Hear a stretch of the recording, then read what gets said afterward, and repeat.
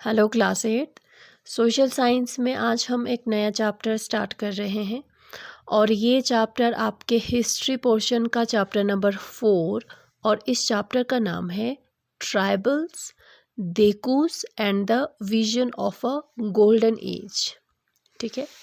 In this chapter, we will read about what was happening to the tribal people under the British rule के under Britishers के time पे tribal people के साथ क्या हुआ वो हम पढ़ेंगे। How did their lifes change, उनकी लाइफ्स जो है किस तरह से चेंज हो गए, किनकी लाइफ, ट्राइबल पीपल की लाइफ किस तरह से चेंज हो गई, किस तरह से बदल गए ब्रिटिश के अंडर, वो हम पढ़ेंगे। ठीक है। हु वेयर देकूज, देकूज जो है वो कौन थे वो हम पढ़ेंगे। ठीक है। And the vision of a golden as, golden age का जो विजन जो है वो किसका था वो हम पढ़ेंगे। ठीक है। तो सबसे पहले आपको समझना होगा कि ये ट्राइबल जो है वो कौन होता था, ट्राइबल जो है कौन है। ठीक है।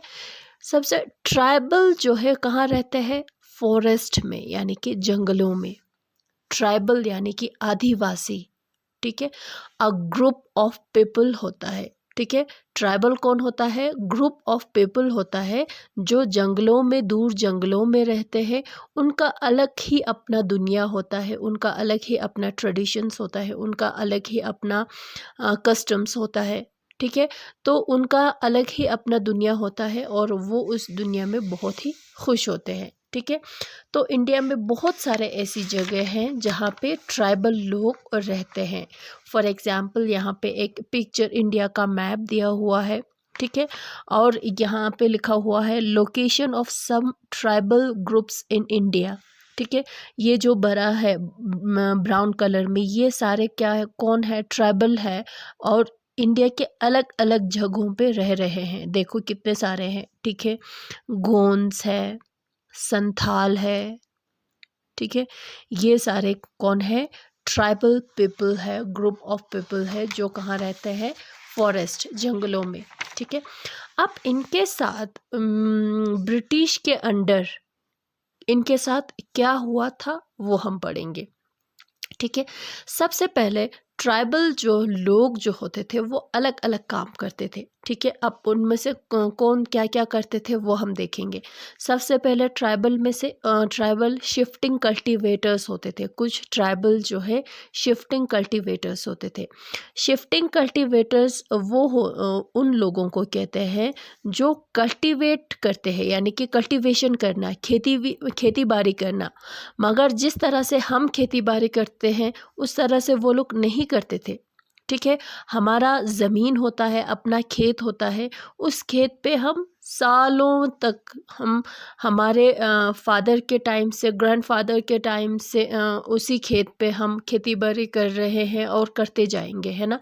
मगर शिफ्टिंग कल्टीवेटर्स कौन होते थे, वो लोग होते थे, वो ट्राइबल लोग होते थे जो क्या करते थे, जैसे कि फॉर एग्जांपल मान लो, मैंने आपको पहले बताया कि ट्राइबल कहाँ रहते थे, फॉरेस्ट में, है ना। तो शिफ्टिंग कल्टीवेटर्स क्या करते थे, जैसे कि फॉर एग्जांपल मान लो यहाँ पे एक जंगल है, तो उन्होंने क्या किया, एक जंगल का एक जो जगह जो है उन्होंने इसको साफ किया। जो जंगल में क्या होंगे, पेड़ होंगे, घास होंगे, है ना, उनको उन्होंने साफ किया। साफ कैसे किया, उसको बर्न करना, बर्न यानी कि आग लगाना। ठीक है। तो उस पे आग लगाते थे और जब आग बुझ जाता है तो उसका राख होता है ना, एशेस होता है ना, वो उस मिट्टी के साथ, उस सॉइल के साथ वो राख मिल जाते थे, जिसकी वजह से वो मिट्टी जो है, सॉइल जो है वो फर्टाइल हो जाते थे, यानी कि अच्छा हो जाते थे। और उस जगह पे वो लोग कुछ सालों तक, 1 2 3 सालों तक वो लोग वहाँ पे खेती बाड़ी करते थे। ठीक है। अब जब यहाँ पे इस मिट्टी के जब फर्टिलिटी जब ख़त्म हो जाते थे तो वो दूसरे जगह मूव करते थे। मूव करना यानी कि दूसरे जगह की तलाश में जाना। ठीक है। फिर यहाँ पे एक जंगल होंगे, फिर जंगल में उसी किसी कोने में वो वही वाला वो जो सिस्टम वो अपनाएंगे, फॉलो करेंगे, उसको साफ़ करना, फिर उस पे खेती बाड़ी करना कुछ सालों तक। फिर जब वहाँ पे फर्टिलिटी ख़त्म होंगे तो फिर किसी और जगह पे वो मूव करेंगे इस तरह से, फिर वहाँ पे ऐसे करने लगेंगे, खेती बाड़ी करने लगेंगे, ठीक है। तो उनको क्या बोलते थे, शिफ्टिंग कल्टीवेटर्स या शिफ्टिंग कल्टीवेशन या झूम कल्टीवेशन भी बोलते हैं, ठीक है। तो ये ट्राइबल जो है, कुछ ट्राइबल जो है क्या करते थे, शिफ्टिंग कल्टीवेशन करते थे, ठीक है। और कुछ ट्राइबल जो है क्या होते थे, हंटर्स एंड गैदरर्स होते थे, ठीक है। ये लोग भी कहाँ रहते थे, जंगलों में, ठीक है। और जंगलों में वो क्या करते थे, एक तो हंट करते थे, शिकार करना, और दूसरा गैदर करना, इकट्ठे करना। क्या इकट्ठे करना, फ्रूट्स हो, जो जंगल में जो फॉरेस्ट का जो प्रोडक्ट्स होता है ना, वो ढूंढना, ठीक है। उसको ढूंढना, उसको गैदर करना, कलेक्ट करना, ठीक है, इकट्ठे करना, ठीक है, वो काम करते थे, ठीक है। और कुछ ट्राइबल लोग जो है क्या करते थे, एनिमल्स रेयर करते थे, यानी कि गाय भैंसों को पालना, ठीक है। किसके लिए, मिल्क के लिए, दूध के लिए। और उस मिल्क से अलग अलग प्रोडक्ट वो निकालते थे, जैसे कि मान लो कर्ड हो गया, मान लो फिर बटर हो गया, ठीक है, इस तरह से, ठीक है, वो ऐसे करते थे। और कुछ ट्राइबल जो है सेटल्ड कल्टीवेटर्स होते थे। सेटल्ड कल्टीवेटर्स जैसे कि हम हैं, एक जगह पे हम, खेत पे हम काम करेंगे, उस पे हम कल्टीवेशन करेंगे, खेती बाड़ी करेंगे, कल्टीवेट करेंगे उसको, ठीक है। और ये कल्टीवेशन जो है हम सालों तक करेंगे, उसी खेत पे करेंगे, यानी कि एक जगह पे सेटल्ड होना, ठीक है। तो ये हो गए जो ट्राइबल्स जो है, जो अलग अलग काम करते थे, जैसे कि कुछ शिफ्टिंग कल्टीवेटर्स होते थे, कुछ हंटर्स एंड गैदरर्स होते थे, कुछ एनिमल्स को रेयर करते थे, और कुछ जो है क्या होते थे, सेटल्ड कल्टीवेटर्स होते थे, ठीक है। तो यहाँ पे एक और वर्ड आता है जो है डेकूज। डेकूज जो है कौन होते थे, डेकूज का मतलब होता है आउटसाइडर, बाहरी लोग, ठीक है। डेकूज का मतलब होता है आउटसाइडर, यानी कि बाहरी लोग, ठीक है। वो बाहरी लोग कौन हो सकता है, ब्रिटिशर्स भी हो सकता है, मनी लैंडर्स भी हो सकता है, लैंड ऑनर्स भी हो सकता है, और ट्रेडर्स भी हो सकता है। फॉर एग्जाम्पल, मान लो यहाँ पे एक जंगल है, यहाँ पे कौन रहता है, ट्राइब रहते हैं, ट्राइबल्स रहते हैं, ठीक है। तो यहाँ पे एक, यहाँ से लोग इधर क्या करने के लिए गए, ट्रेड करने के लिए, बिजनेस करने के लिए इधर गए। तो ये जो ट्रेडर, ये कौन हो गया, ट्रेडर हो गया, है ना। तो ये ट्रेडर्स जो है, इनके लिए क्या है, आउटसाइडर है। क्या है, आउटसाइडर, यानी कि बाहर से आए हुए हैं ट्रेड करने के लिए।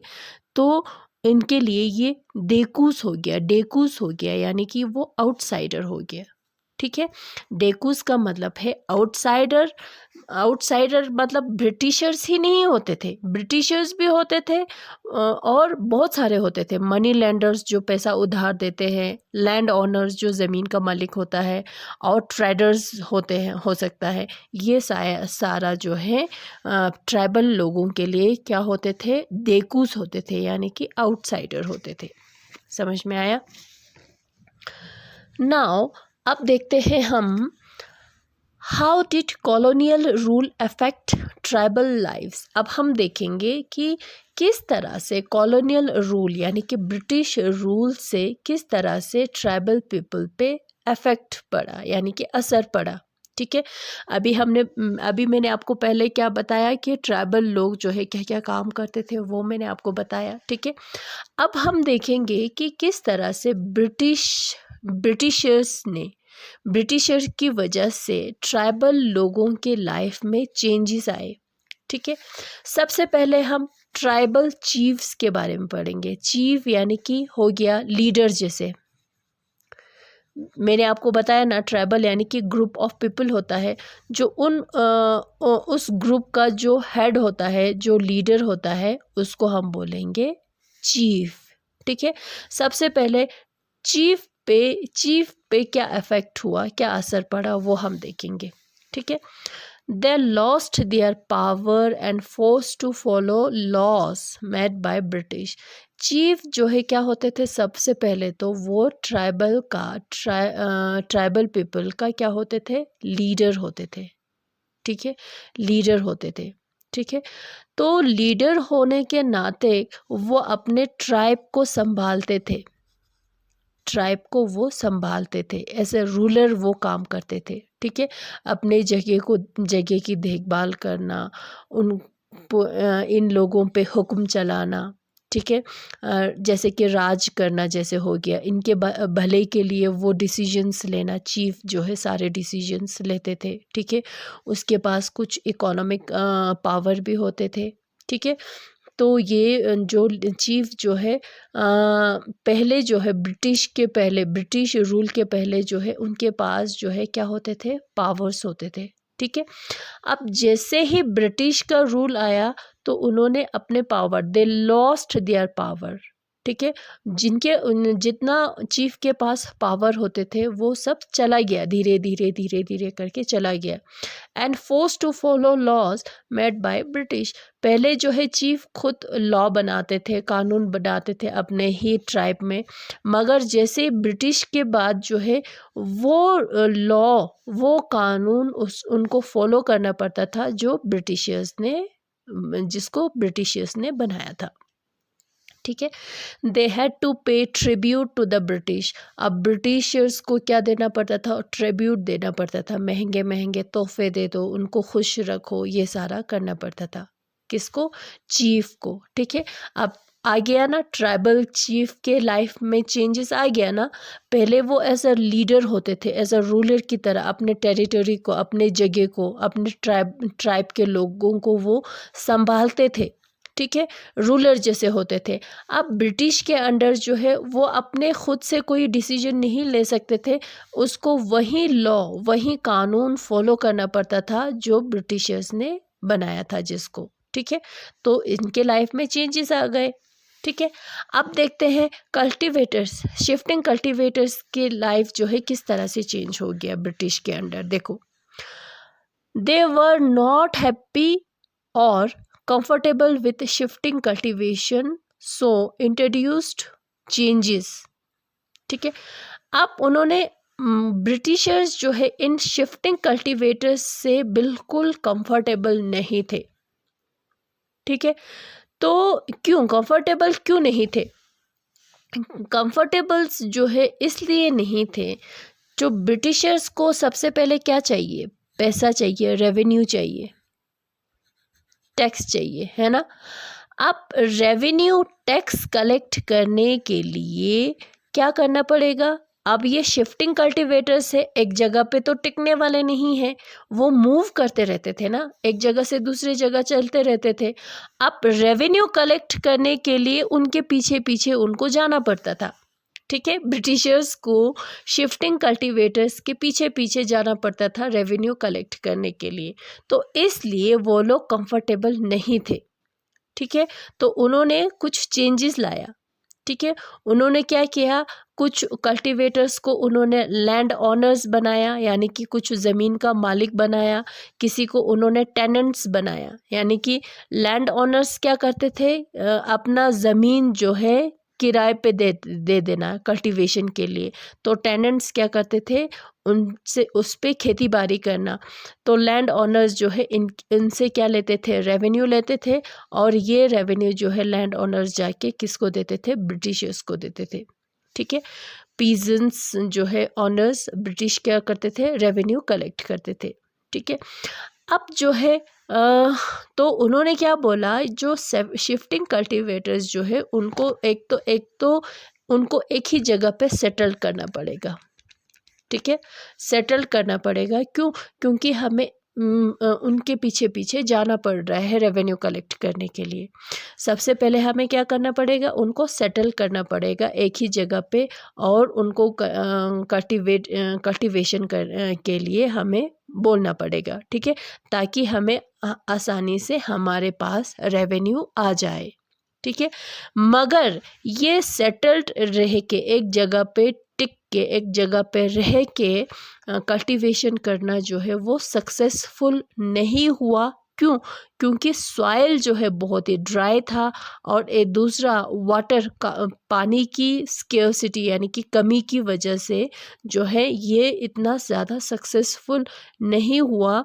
जूम कल्टीवेटर्स और नॉर्थ ईस्ट इंडिया के जूम कल्टीवेटर्स ने उन्होंने ये इंसिस्ट की यानी कि उनको बोला कि हमें अपना ही जो हम पहले से ही करते आ रहे हैं, कौन सा शिफ्टिंग कल्टीवेटर्स यानी कि जूम कल्टीवेटर्स हम पहले से ही करते आ रहे हैं, हमें वही करना है।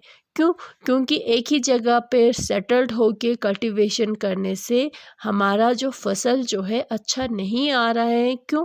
क्योंकि सॉइल जो है बहुत ही ड्राई होता है और दूसरा पानी की बहुत ही ज़्यादा कमी है। ठीक है, तो मजबूरन ब्रिटिशर्स को अलाउ करना पड़ा है, किसी सबको नहीं, किसी किसी को उनको परमिशन देना पड़ा कि आप जूम कल्टीवेशन जो है वो कंटिन्यू कर सकते हो करके। ठीक है, तो ये चेंजेस आया जूम कल्टीवेटर्स यानी कि शिफ्टिंग कल्टीवेटर्स के लाइफ में, ये चेंजेस आए। ठीक है, नेक्स्ट है हंटर्स एंड गैदरर्स। हंटर्स और गैदरर्स के साथ क्या हुआ वो हम देखेंगे।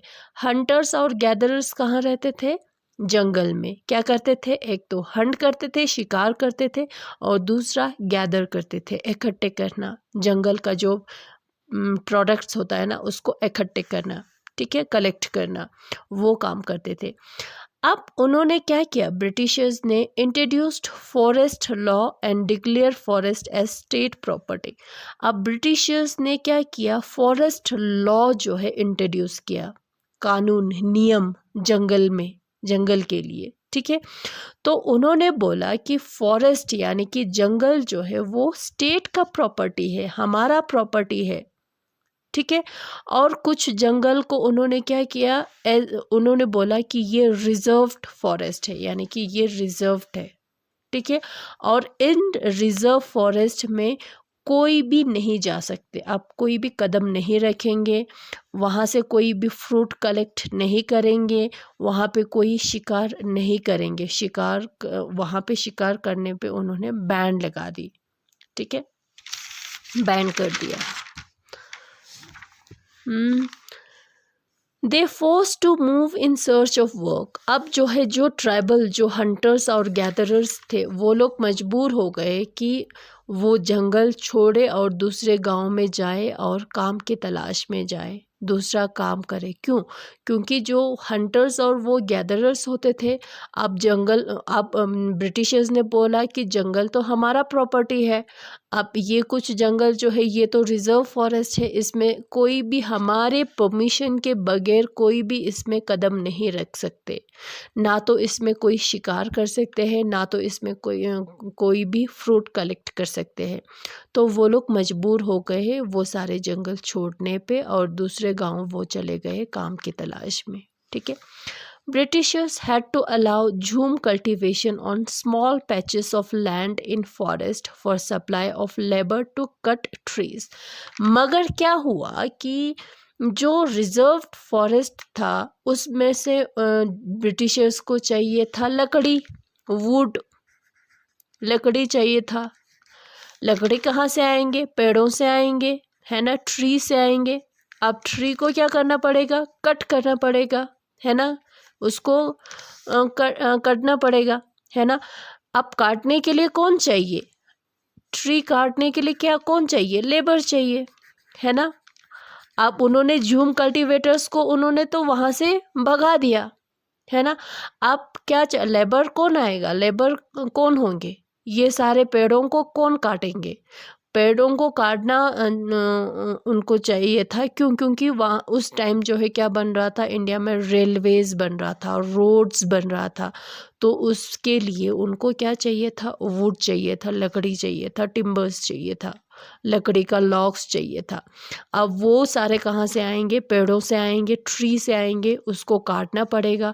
काटने के लिए उनको लेबर चाहिए था। अब लेबर जहाँ से मिल सकता है उनको तो उन्होंने वहाँ से भगा दिया। तो क्या हुआ, ब्रिटिशर्स को मजबूर होके जंगल के कुछ छोटे छोटे पैचेस पे, ज़मीन पे, यानी कि छोटे छोटे ज़मीन पे, लैंड पे उनको ये झूम कल्टीवेशन यानी कि शिफ्टिंग कल्टीवेशन जो है उनको अलाउ करना पड़ा, उसकी परमिशन उनको देना पड़ा। तो उनको लगा कि अगर सारे झूम कल्टीवेटर्स को हम यहाँ से निकाल देंगे तो क्या होगा, वो लोग कहीं और चले जाएंगे। अगर वो लोग चले गए तो हमें लेबर नहीं मिलेंगे, अगर लेबर नहीं मिलेंगे तो हम ये पेड़ सारे, ये ट्री जो है कौन काटेंगे, है ना। तो इसलिए लेबर के लिए उनको किसी जंगल के कहीं कहीं पार्ट्स में, छोटे छोटे ज़मीन पे उनको झूम कल्टीवेटर्स को परमिशन, कल्टीवेशन जो है परमिशन जो है उसके अलाउ जो है उनको देना पड़ा। ठीक है। Tribal groups rose in open rebellion against forest law.